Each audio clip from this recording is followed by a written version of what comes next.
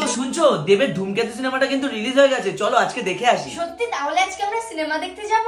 আরে বাবা হ্যাঁ, তাড়াতাড়ি করে রেডি হয়ে নাও। Few moments later.